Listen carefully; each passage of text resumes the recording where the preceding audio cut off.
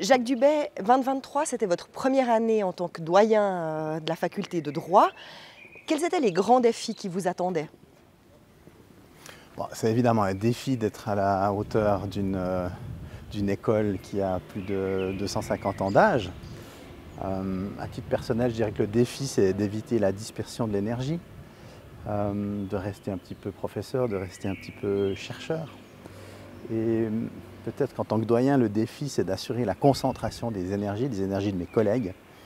Vous savez, Bertolt Brecht a monté Antigone en 1948 à Coire. Et il avait un budget très limité. Et il a consacré l'essentiel de ce budget à faire fabriquer une épée qui figurait en fond de scène et qui représentait le pouvoir. Par ailleurs, les acteurs étaient en toile de jute, etc. Et donc, je crois que le défi, c'est vraiment, face à la multitude des tâches et des projets, de choisir correctement son épée et d'investir son énergie dans quelque chose qui fera sens pour l'ensemble. Une question qui vous préoccupe beaucoup, vous en avez fait le centre de votre texte pour ce rapport annuel, c'est la question du bilinguisme au sein de votre faculté, qui semble avoir une situation assez particulière. Est-ce que vous pouvez m'expliquer un petit peu quels sont les enjeux? Les enjeux tiennent à la particularité de la discipline du droit, qui est centrée autour du texte et donc de la langue. C'est une pratique sociale et institutionnelle. Donc en Suisse, il y a plusieurs langues qui expriment le droit. Il n'y en a pas deux, d'ailleurs, il y en a trois. Et cela dans une université qui se situe dans un canton qui n'est pas bilingue à égalité et dans un pays qui n'est pas bilingue à égalité. Alors nous devons assurer une attractivité égale pour les étudiants alémaniques et pour les étudiants romans. Pour une étudiante romande, c'est évidemment très attractif de venir se familiariser avec le droit en allemand, parce que le 80% de la production juridique en Suisse est en langue allemande. Et tendanciellement, aujourd'hui, il y a une perte, un manque d'appétence pour le français du côté alémanique. Mais, puisque les romans viennent chez nous par attrait de l'allemand, notre section alémanique est particulièrement importante également pour la Suisse romande. Et donc il s'agit de rester attractif en Suisse alémanique également, même si, et on voit ça dans les programmes scolaires du primaire, du secondaire 1, même si désormais l'anglais tente à supplanter le français comme première langue étrangère. Un enjeu supplémentaire. Exactement. 2023 aussi était synonyme d'une jolie réussite, puisque vous avez votre première volée d'étudiants en bachelor à temps partiel, qui a enfin pu célébrer son diplôme, enfin, après son premier cursus. Est-ce que vous pouvez nous expliquer un petit peu en quoi consiste ce programme? Oui, c'est vrai. En 2019 est entré en vigueur un nouveau programme. On a souhaité ouvrir les études de droit à d'autres publics que les gymnasiennes et gymnasiens traditionnels, en permettant d'étudier à temps partiel, c'est-à-dire en concentrant les cours sur 2 jours de présence à l'université. Donc c'est ouvert à des gens qui ont déjà un bachelor dans une autre branche ou qui ont déjà 3 ans d'expérience ou qui, pour des raisons personnelles, carrière sportive, artistique, charge de famille, ressources financières, ne peuvent pas consacrer l'entièreté de leur temps aux études de droit. Et donc c'est un programme de 4 ans et effectivement la première volée a été diplômée l'année passée. Et oui, c'est un succès numérique. Il y a beaucoup de monde qui s'intéresse et qui participe à ce programme. Ils réussissent, et non seulement ils réussissent leur bachelor, mais désormais ils ont poursuivi pour une grande partie en master.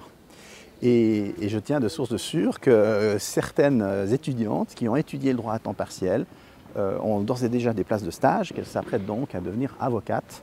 Il se trouve que par ailleurs, elles ont des enfants, donc c'est quand même des parcours magnifiques.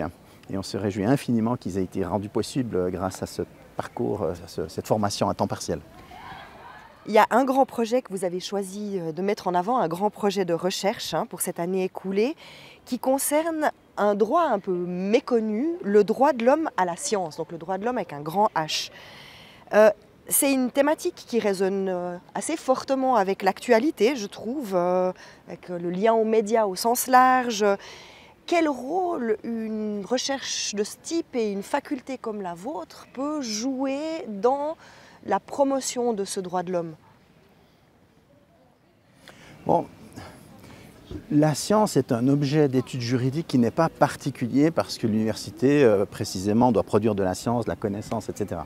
Mais c'est très illustratif de ce à quoi sert le droit et sert la recherche en droit. Disons, le droit essaye de substituer une force raisonnée, une protection par l'argumentation à l'arbitraire et la violence du fait social. La science est un fait social, elle est produite, elle n'est pas produite, elle nous bénéficie ou elle nous menace. Ça appelle un besoin de protection par le droit. Bon.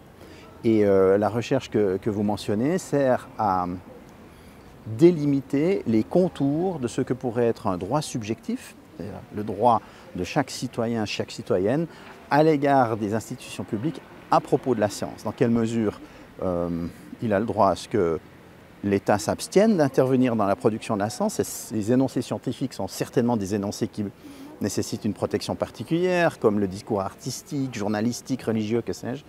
Bon, à quel point il y a un droit subjectif à ce que l'État favorise la production de la science par son financement, par l'organisation de sa recherche. Pourquoi l'université est-elle une entité autonome? Pourquoi n'est-elle pas intégrée à la hiérarchie étatique? Tout ça s'explique précisément par la particularité de la science. Et puis le projet pense aussi à l'échelle plus globale de savoir si, dans quelle mesure, il y a un droit subjectif protégé au niveau international à bénéficier des acquis de la science. Pour faire concret, si la science conduit à identifier la manière de lutter contre une pandémie grâce à une nouvelle technologie, dans quelle mesure y a-t-il un droit subjectif d'un citoyen, d'une citoyenne d'un autre continent à bénéficier également de cet acquis? À quel point c'est un bien collectif, de sorte qu'on ne peut pas laisser au seul marché la décision de diffuser ou de ne pas diffuser cet acquis et sa brevetabilité, par exemple. Champ de recherche extrêmement large et extrêmement pratique. Oui. On a parlé de pas mal de choses sérieuses. On va peut-être finir sur une note peut-être un peu plus légère. Quel serait votre coup de cœur pour cette année 2023 ? Il m'arrive d'échanger quelques mots avec des gens du personnel d'entretien et en particulier à la fin de mon cours le mercredi soir. Je parle avec les dames qui viennent nettoyer la salle. Et à la fin 2023, alors que je demandais à l'une d'elles ce qu'elle allait faire ce week-end, elle m'a répondu avec un accent étranger, avec un passé d'immigration, qu'elle viendrait à Lola, mais qu'elle viendrait à Lola pour s'y asseoir, parce que sa fille allait recevoir un diplôme. Et j'ai beaucoup aimé la fierté qu'elle mettait à ça, et j'ai trouvé ça très illustratif de ce qu'est l'instruction publique, y compris de niveau supérieur. Et c'était un bel hommage à la force intégrative et à la force émancipatrice de la connaissance qu'on produit, qu'on diffuse à l'Université de Fribourg.